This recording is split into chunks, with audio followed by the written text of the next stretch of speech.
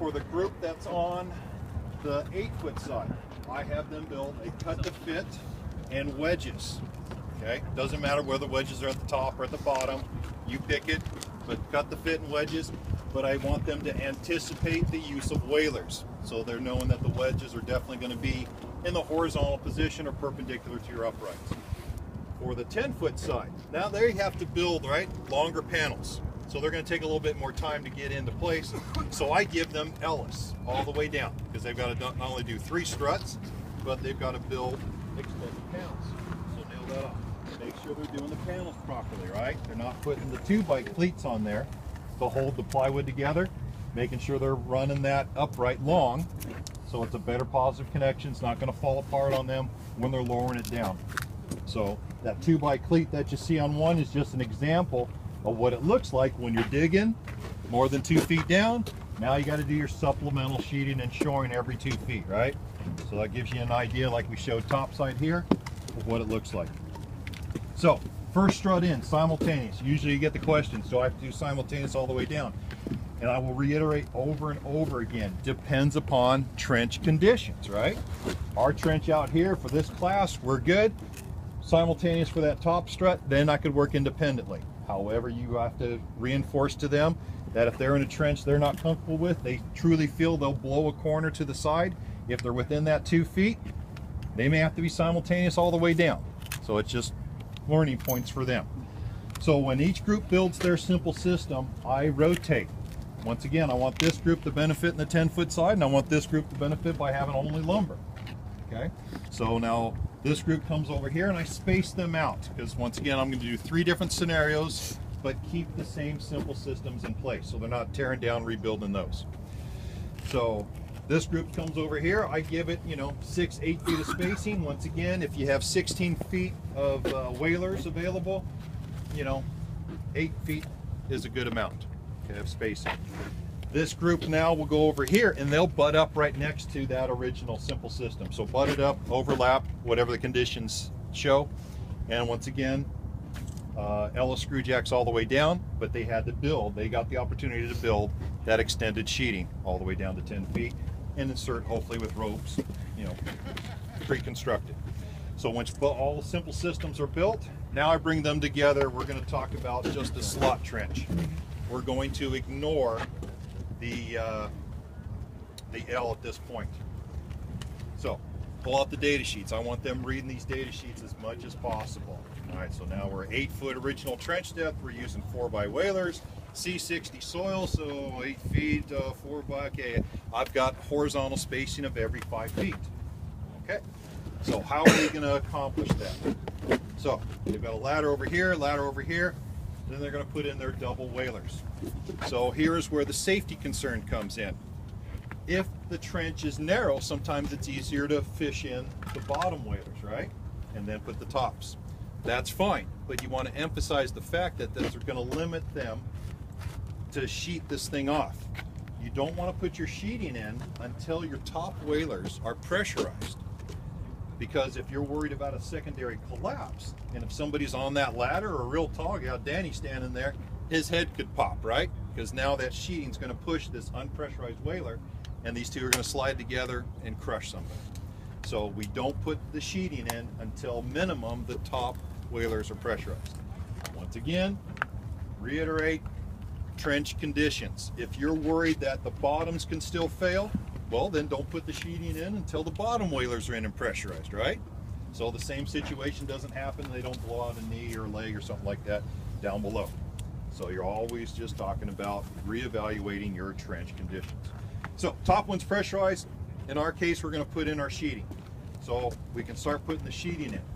You've got 3 conditions. Like I said, I'm a big fan of double whalers. I don't care if the walls are intact, one wall's blown away or both walls are blown away. We're going to talk to you about the benefits of why we're doing these double whalers. So spoil pile came in. I've got a victim down there, but it's a big ugly mound of dirt. I have no idea where this victim is. If I know where the victim is, I'm attacking the victim, right?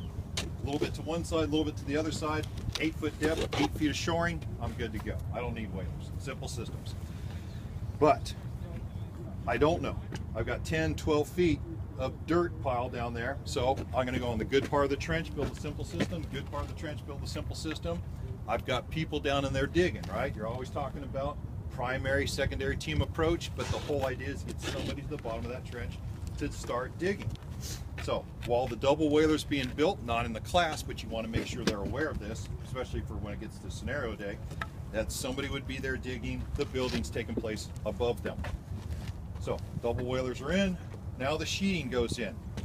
Sheeting, if the walls are intact, you're not going to be able to put uprights between the whaler and the sheeting. Okay? So how can we reinforce it? We talked about yesterday. The uprights are that strong back, right? So that 4 feet of spacing in between our struts, if there was nothing there, like you see with these whalers here, it can bow and buckle and fail. Okay? The weakest part of all our shoring is this 3/4 inch CDX plywood. If you have Finland form, no big deal. Put your Finland form in there, you don't care about it, right? Structural rating. So how can I reinforce this without the ability to put uprights in? Well, I overlap my plywood. So minimum 6 inches, preferable 12, and I just overlap depending on how many sheets of plywood I have to put in to accomplish taking care of this wall. Okay, both sides. You can nail it in. If you're going to do backfill, don't nail it obviously if you're using airbags. So by overlapping now, I put it in what type of rating for that plywood? Like structural, right? So you talk to them, structural plywood minimum is 1 1/8 for construction grade lumber, that's CDX. So now I've got 3/4, 3/4, right? 1.5 inches. I'm well over that 1 1/8. Good to go for that CDX. So that's how we strengthen that to minimize the amount of buckling or bowing that could take place. Now on the notes page, that 3rd page, talks about if you have, remember, CDX is our weakest link. If you have bowing, deflection, movement going on with your sheeting, what do we do to prevent that? How do we take care of that? What's that? Double your sheeting, right? So if you're in deep wall trenches, anything deeper than probably 15 feet, I'm starting off with double up plywood, okay, all the way down. Once again, rectangular pressure. Pressure at the top is going to be the same as the pressure at the bottom. So, or we have to bring in our uprights. So instead of putting an upright in the middle, we're putting uprights on each side of the plywood. Okay? So other alternatives to take care of that potential deflection or bowing. So bottom whaler goes in, pressurize. Talk about, well, once again, in my mind, cut the fit. The numbers that I use.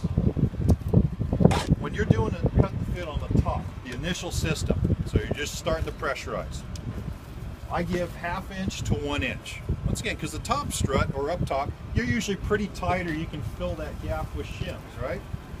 So 1/2 inch to 1 inch is maximum.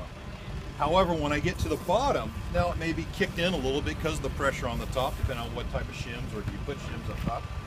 So it may kick in, so I may have more of a gap. Top side relays that to the measure down below. That's where I add that 1 inch to possibly 2 inches.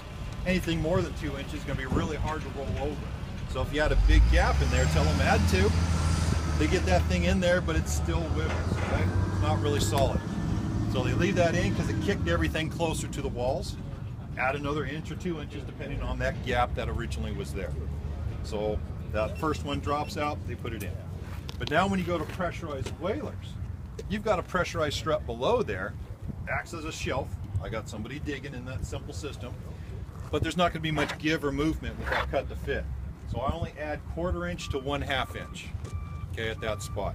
If you go any bigger than 1/2 inch, they're just going to turn into toothpicks trying to smash that thing in place or keep sending it topside to get it trimmed off. All right. So 1/2 to 1 for the top simple system, 1 to 2 on the bottom, 1/4 to 1/2 in between whalers.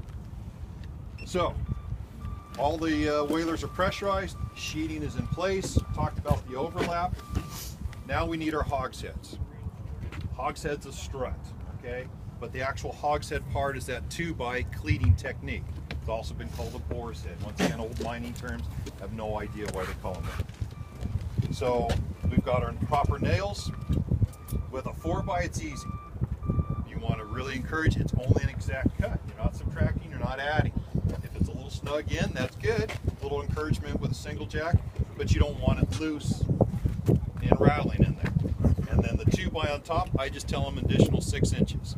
So if that strut was 24 inches, add 6, I'm cutting a 2x 6 inches longer at 30. So now instead of, I got 3.5 and 3.5, so instead of trying exactly at 7, and they put one a little bit more than 3.5 over, now it's not going to fit in there, right? So by only going 6 inches, it gives them a little bit of fudge factor and a little bit of play. So the two nails, so 400 and 400, and then if obviously it was wider than 2 feet, what do? Stagger in that additional nail, right? Just like your uprights. So it stays consistent on how we're nailing our uprights in place. So this is one, once again, also when I'm having them build the simple systems, I rotate a lot. If they put in a strut, you're out, new person in, okay? You're out, new person in. Everybody touches the struts, okay? It's about as much hands-on as possible. And they talk about the fall protection over there, the ladder belts, right? You can use your class 3, you can use your class 2, but we have approval from OSHA to use a escape belt or ladder belt, and they're just so much easier. You can put tool pouch on it, and then remember, you only have to be online when you're working off the ladder. Once that simple system is built, and you're just going to go down there to help dig, it's just an elevator, right? You don't need to be online. And they talk about installing the last strut over there, the bottom strut. You can step off the ladder. So, top strut goes in, waist deep, measurement, put the strut in, pressurized, maybe a toenail, one on each side, okay? Go down, you're still on the ladder, measure 2 feet above or whatever, wherever the placement is. Now while you're waiting for that strut, bounce back up, you're encouraging them to add nails. Now they say, hey, here's your strut. We'll get students say, yeah, I've got 3 more nails to put in. No, how do we get people digging, right? We want somebody on the bottom of that trench. Stop the stupid nailing, take the strut, go down there. Now, instead of pressurizing like this on that ladder, now the OSHA representative, Patrick Bell, allows us to step off the ladder with the strut in hand. Still online. You can even face the ladder if it's easier to install. So I think that's a huge benefit for us. Yeah, instead of being tight against the ladder trying to pressurize that in. So once the strut, that final strut is in hand, we can step off the ladder. Once the final strut is attached or pressurized, then we're offline and that person's digging. Somebody else is now on the ladder, finishing up the nails into the uprights if needed, and into the struts, okay? Somebody's digging. All right. So I rotate as much as possible. Everybody's touching a new strut. Now the same thing, I got a group here and a group here. I'll say, all right, you do the top hogshead, you do the bottom hogshead. So at least each group gets the ability to do that. So they come back in, put their hogsheads in place. Now you want to talk about the backfill, if needed. 3 situations. You've got intact walls, you've got one side blown away, or you have both sides blown away. Intact walls. So we couldn't fit the uprights in there, so we overlap our plywood or use Finland form, but I want to take away dynamic movement. How do I do that? Do I put the wedges between the wall and the plywood? No, because then I'm creating a bigger gap, right? So obviously I put the wedge between the whaler and the plywood to force it back against the wall, reducing dynamic movement, putting it into static, so less impact. And then I use a backing nail instead of an actual toe nail. So that backing nail is used that if I need to re-snug things, I can still hit on that without splitting it because it's toe nailed or face nailed off. And then I just pull it or put another backing nail into it. So at least holds it in place. Plus, where they're putting those shims, is that a good place for the shim? Potential problems or no? What could you see? If I really got a gung-ho person in there that wants to pressurize this sheeting against the wall, what could they do to that whaler? You're going to push it out. They're going to start flexing and bowing. They're putting it in a force I don't want it in, okay? In a position I don't want it. But where can I put force? Well, where do I have a strut, right? Just like interior shores or building shores. Double funnel, collect, support, distribute. I want to transition the load from one wall back to the other, back and forth. So I've got that constant state of flux. We're building boxes, right? These are basically shields, but we still have to minimize that dynamic movement. Anything greater than, or anything at 6 cubic feet or greater, that's when those red flags go off, right? On the data sheets, it shows that 6 cubic feet, that's when we should be really concerned about backfill. Do we need to do backfill even less than that? Absolutely. Once again, trench conditions. Runny